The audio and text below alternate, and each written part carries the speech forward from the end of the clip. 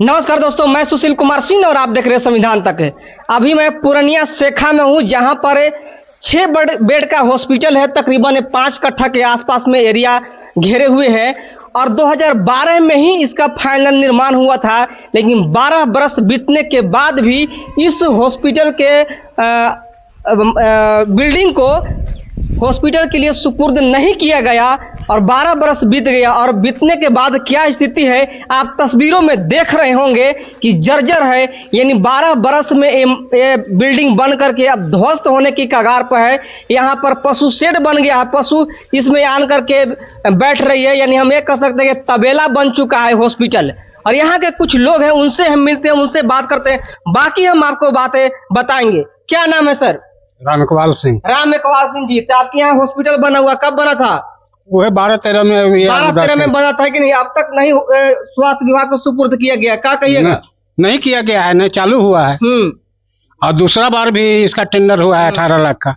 दूसरा बार 18 लाख का टेंडर हुआ? हाँ, रिपेयरिंग का। रिपेयरिंग के लिए? हाँ, रिपेयरिंग के नाम पर पैसा खत्म है। डॉक्टर भी पोस्टेड हैं। हाँ, डॉक्टर भी नहीं आते हैं। सप्ताह में 1 दिन आते हैं। सप्ताह में 1 दिन आते हैं। वो चलता है क्या हॉस्पिटल? वो प्राइवेट रूम लेकर के हैं। प्राइवेट रूम लेकर है ना? हाँ। ये बताइए, ये हॉस्पिटल अगर कार्यरत होता तो कितने गांव के लोग यहाँ पर आते? पूरा पंचायत के लोग आते हैं। पूरा पंचायत के बाहर का भी आते लोग। हाँ।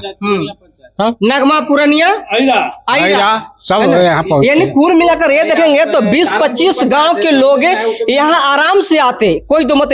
चूंकि जिस चौक चौराहा पर ये हॉस्पिटल बना है, इसके चारों ओर देखेंगे तो 3-3 पंचायत जुड़ा हुआ है और कम से कम 20 से 25 गांव का कनेक्टिंग रोड भी है। 3 कोस के एरिया में ही है। 3 कोस के एरिया में कोई हॉस्पिटल नहीं है। और यहाँ पर ऑलरेडी लोग जो पुराना वहाँ पर है, जो प्राइवेट में चल रहा है, वहाँ पे इलाज कराने के लिए महिला या पुरुष लोग आते हैं। और कभी आते हैं, लेकिन उतना थोड़े आ पाएगा लोग। अस्थाई रहेंगे तब ना आएगा। अच्छा, डॉक्टर स्थायी रहेंगे तब आएंगे, है ना? हाँ। लेकिन डॉक्टर अस्थाई नहीं रहते हैं। सप्ताह में 1 दिन आते हैं।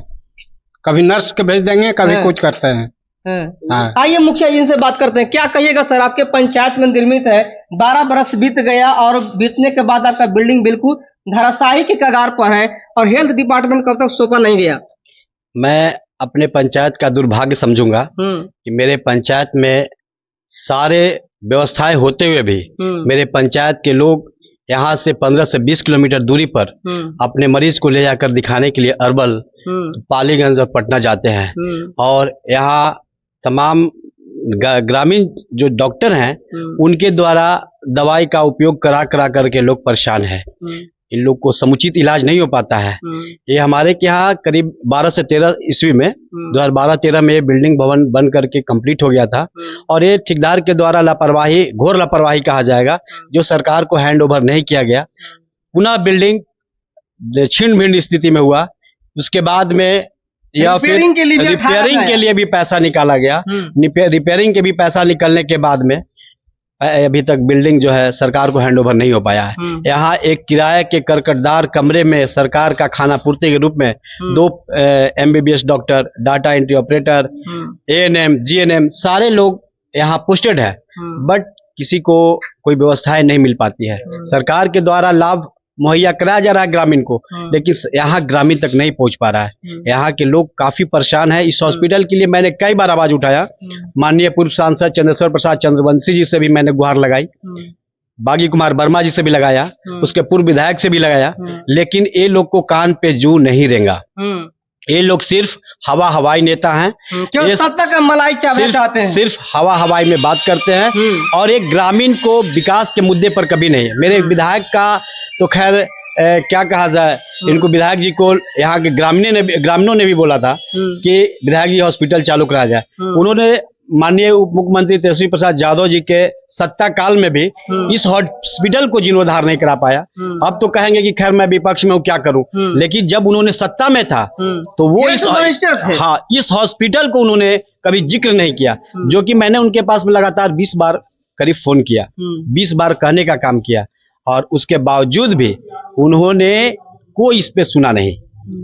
इस पुरथा विधानसभा का दुर्भाग्य कहा जाएगा कि ऐसे व्यक्ति जो जनहित कार्य के लिए नहीं, वो अपनी कार्य के लिए जाने जाते हैं। बागी कुमार वर्मा जी मेरे के यहाँ इस हॉस्पिटल का स्थिति नहीं रहता।